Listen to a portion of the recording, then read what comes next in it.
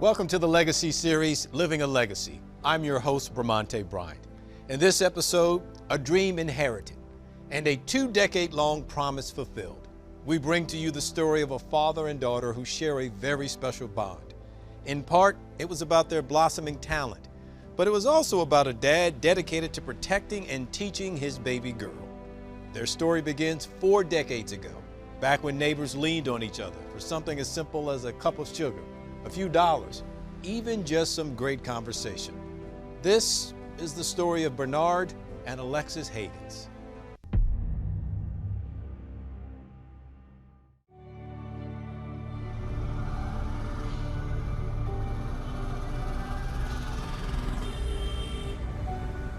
Tell us your memories of Mr. Bernard. Memories of Bernard. My memories of Bernard was the first time I met him. I had a very good friend who has passed away by the name of Happy Miles. He introduced me to Bernard. So it became just a regular thing to come to the flower shop. And he always had interesting conversations. And we could, just kick it as men. He'd give you words of wisdom while he's working on his trade. Those things I remember, and he always had something on the hot plate. There was always a meal there for you. Tell me a little bit about your dad. My father was a very prominent person in D.C. He owned several floors of businesses. Georgia Avenue, Upshur Street. He had a lot of talent. He was very sharp with the flower business. He know the ins and outs of wholesaler, flower deliveries, everything. He knew it like the back of his hand. Alexes, tell us about your father, Bernard Haggins. And he was just such a social person. People loved him. They would come in just to talk. He loved to entertain. And I always remember, he's always helped people, right? So if someone wanted to open a business or was looking for a job, he always knew people or resources, and he was always able to make that connection. And so I just remember him being a loved, likable person, and he loved people. How did he and your mother meet? So my mom actually worked at Industrial Bank of Washington, which was across the street from the flower shop. And he would see her go in and out. And so he actually had my older sister, she's passed away since, but he had her to go in there and open up an account. So he'll have a reason to go in there. Smart man. Why did he decide to open up a flower shop? So my father worked for a family, Colony Florist on Georgia Avenue. To my knowledge, he started off as a delivery driver. And then, he started working with the flowers and was really good at what he did. And the owner was ready to retire or sell the business. And his siblings or his family members were very prominent, still is very prominent in the real estate industry in D.C. So basically they, couldn't take over the floors. And so they chose to sell it. Didn't get anyone to sell it to. Offered to sell it to my dad. My dad, I can't afford it, right? So they gave it to my father actually inherited that floors from that family, and he kept it for many, many years after that. What was it like during his time when he was running the shop? Bernard's shop was a gathering place. You always had to get a taste of something that you can get some memory or some knowledge from. What was that like when you came into that shop? It was very refreshing because he just ran a good establishment. Everybody knew him. He knew everybody. If you met Bernard once, you never forgot him. He was good to everybody. It was just almost like home, except we should have been at work or whatever. So you should have been to work, but I'm sure he was happy to see you there. Right, and when the people got off from work, you went to Bernard's. Just to be sure that everything was running right, be sure he was safe and sound. We took good care of Bernard because he took good care of us. Now, it's interesting you say that you would go to check on him. So it was also one of those things where it was a sense of where that shop was also yours to protect it, the community? Correct. And it was a neighborhood. It was just ours. You know what I mean? Everybody wanted to talk to Bernard. Bernard wanted to talk to everybody, and we just stopped. How convenient was it to have your daughter being the one working in the shop, even, you know, when she was young? It was very convenient.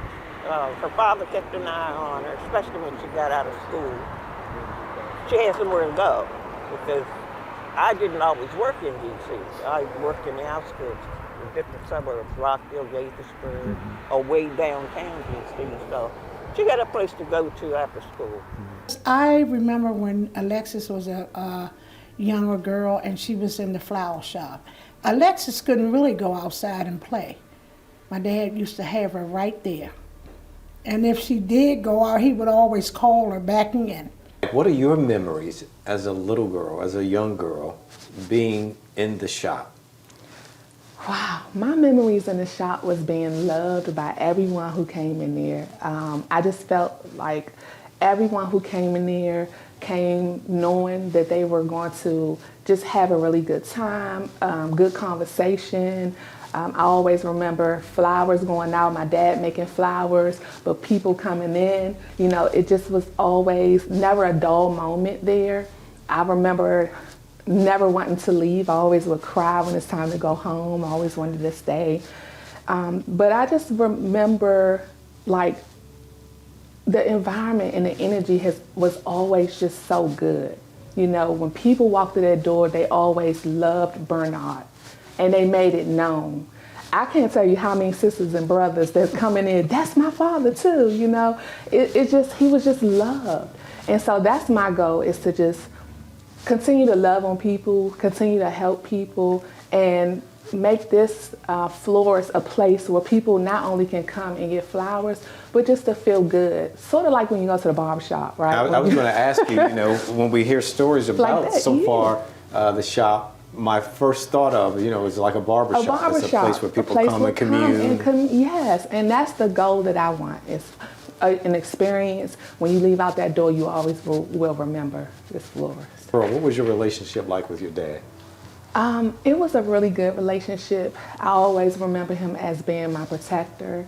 I remember one time as a little girl, someone mentioned to him, like, you have her here all the time or something like that, and he actually put that person out. Like, that's my daughter, you know, don't question me as to why my daughter is here. But he was my protector. No matter what it was or how old I was, he protected me. He loved very hard. The same love that he gave me and my siblings is the same love that I saw him give people. People he really didn't even know that came through the door. He just loved hard, and he always said, you know, I love people, and I don't understand how people can be alone. He always used to say that. I always want to have people around me and love on people. And he was a provider. He made sure that me and my siblings had what we needed. We lived a really, you know, good life. My mom, he took really good care of my mother. Became a mom at a young age as a teenager. What was that experience like? How did it influence, define you, if that's the right word? When I had my son, I was 17, and I will say that it made me the woman that I am now. It matured me in a fast way. My father always taught me to be independent. He used to have his favorite saying of God bless the child to have his own and not to depend on anyone. So I always had that pressure or influence from him to go out there and get, you know, work and get it and take care of yourself. And I remember one time when I first found out I was pregnant, and he was a little upset, not a little, a lot, he was upset. And rightfully so, right? Because I had a whole life ahead of me. And so we had a conversation on the front of the porch, and he told me, he said, you don't need a baby right now. We're gonna support you, basically whatever you choose to do, but if you have that child, you're gonna take care of it. And when he said that to me, it went through one ear and out the other, like, okay, I hear what you're saying, right? Well, at my baby shower, my mother and father bought me glass bottles and cloth diapers. And in my head, I'm like, what is this for? Nobody uses this anymore. So I throw it in the back of my closet. One day, I didn't have any money. My son needed Pampers, and went back to my dad, and I asked him for some money for the Pampers. And he looked at me, and he said, you remember that day when I told you that you were going to take care of that child? No, I'm not giving you any money. So I suggest you go upstairs and go get those cloth Pampers until you figure it out. And when he said that to me, it was just like a moment of, wow, like this is the point where you really got to go out here and take care of, yourself and get a job and not depend on anyone for anything. So it could have went a whole nother way had he not had that, we not had that conversation. So Brandon, tell me what it was like growing up the son of Alexes. What was it like growing up with your mother? Well, I watched the struggles and I watched the successes. Like literally, like that's like my best friend. So I've seen her come from nothing, from when my dad died to where she is now. It was hard. We had a lot of ups and downs, but it's paying off in the long run. So I'm proud of her. When your dad became ill, were you concerned about who would take care of him? How would we take care of him? Finances, would that be an issue? Tell us what that was like, knowing how close you all were and going through that experience with him. It was devastating because he got sick out of nowhere, and he actually lived longer than what the doctors said that he would.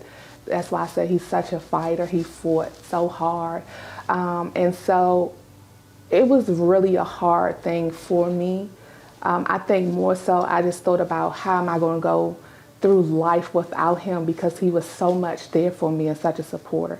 And I don't think people ever really prepare themselves to lose a parent, like no matter how old you are, right? And so I just wasn't prepared for that. But was there ever any talk about you taking over the shop? The shop? So, like I said, I always said it, right? And so when he was on his, I don't want to say deathbed, but when he was near to the end, and we were talking, and I told him, I'm going to make you proud, and at some point I am going to reopen the floors. I don't know when or where, but I'm going to open it. And it made him very happy. He smiled. And once your husband became ill, to step in and take over, was it just a natural progression? It was more like a pressure type thing. It was more pressure. And, what kind of effect do you think that had on her, with that, pressure being there for someone? With her, she didn't have all 4 children at that particular time. But I mean, she was a struggling mother. She's trying to work and take care of her children. He was a fighter. He fought to the very end, even when he was ill. And he supported me, even all the way until we had to close the shop. There were times where he would actually make the arrangements for me at home while he was sick, and I would bring the arrangements to the florist and sell them. The last Valentine's Day, that's what happened. I brought all the arrangements from home to the florist, and I worked it by myself there.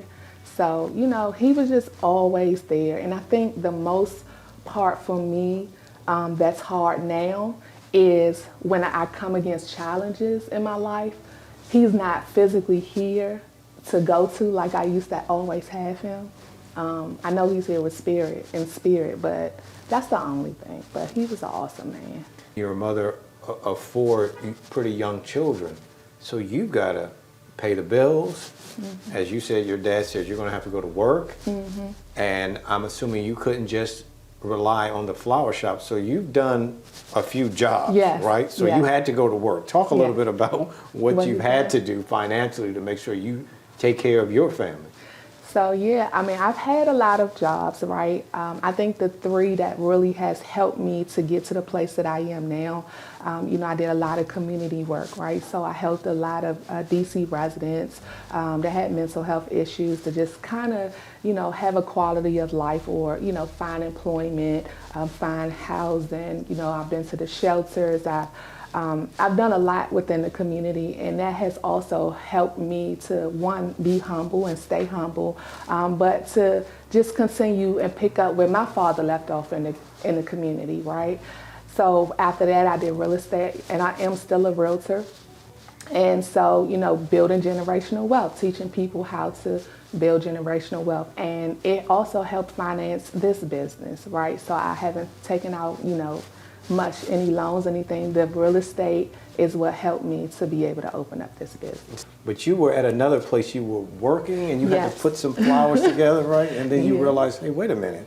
People think I know what I'm doing. Yes. Maybe I do. Tell that story a little bit. Yeah, so I was working in a real estate office, and we were decorating the office. And so my mentor at the time had bought like all these artificial flowers in, and she was like, we're just gonna figure it out. What can we use this with?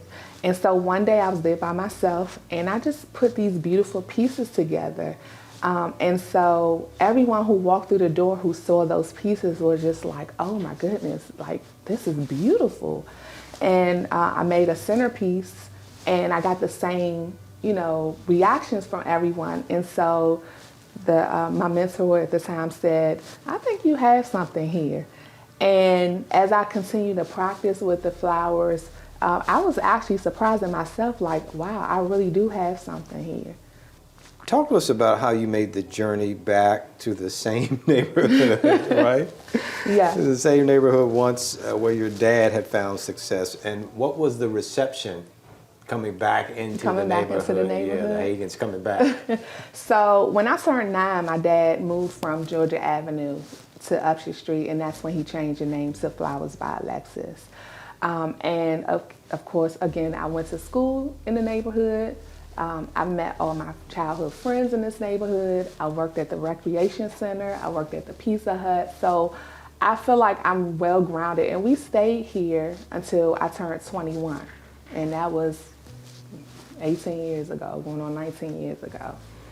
The opportunity came for me to get this location, and that's when I knew it was divine, because I'm like, what is the odds out of all the places that I could have gone, I ended up on the same exact block as my father's shop, right? I've seen the changes come through, of the neighborhood for the years, and this neighborhood has been so welcoming to me, so supportive, people who have known me and people who haven't known me. I just couldn't be in a better location. I'm so grateful for the businesses. They were open, very welcoming to me. And I just want to help this block in this neighborhood, whatever I can do to just make it better. The city's all over, right? I want to continue in the community and help people like my dad did. But this is special to me, this block. What do you see in Alexes in terms of the traits, the type of person she is, the type of businesswoman she is, that you would see in your dad? Well, with Alexes, I see 10 toes down, running, and I've seen it in my dad as well. Also, I see a mother that wants better for her children. By being a single parent, and it's amazing. And trying to open up a business, not trying, it's open, a business, and treating people well. A people's person, love people. She knew the trade at an early age and didn't even know that she had it in her. When you are in this shop, and sometimes you may be by yourself, Yes. right? And the music's playing, you got flowers all around, and you have a chance to maybe even sort of contemplate for a minute. What goes through your mind? Do you ever sort of kind of think about, your surroundings and what's happening now in your life with this shop? All the time, all the time. If I haven't done it before, I think a lot about my childhood. and just, I'm in awe of how it just came back full circle of me being this little girl running around the floors, being with my dad, going to the wholesale, going to the funeral homes, like everywhere that he went, I was there. And I always think, like, did my father know what he was installing, like his purpose of having me with him, with, at all these places? Like, did he know that this is what he wanted for me? Or it's just he didn't have anywhere for me to go. But either way, the seed was planted during those times. And I just sit in awe, like, wow, I'm here. I've done it. It's beautiful. And everything that I've seen and learned from my father, I'm doing it now, and I'm doing it well. And I just see a really successful business. I really do. If your dad was here, right, and was able to talk to you and see all that you were doing, do you think his thoughts would be sort of a summation of yours in terms of what you have accomplished? What do you think he would say to you, knowing your father and the way he would communicate and things he would say? Absolutely, yes. So I feel my dad with me all the time, especially when I come in here. When I'm working on arrangements, because you have to remember, my dad actually never sat me down and said, this is how you make an arrangement. This is where you put a flower. I mainly just cleaned the flowers and helped the customers that came in, right? I feel him with me. When it's things that I question, I can just kind of like think back of what would he do that kind of answers that question. If my father was here today, I see him sitting on the front like he did at the other shop. He sat out front and waved at every car that went past, whether he knew anybody or not.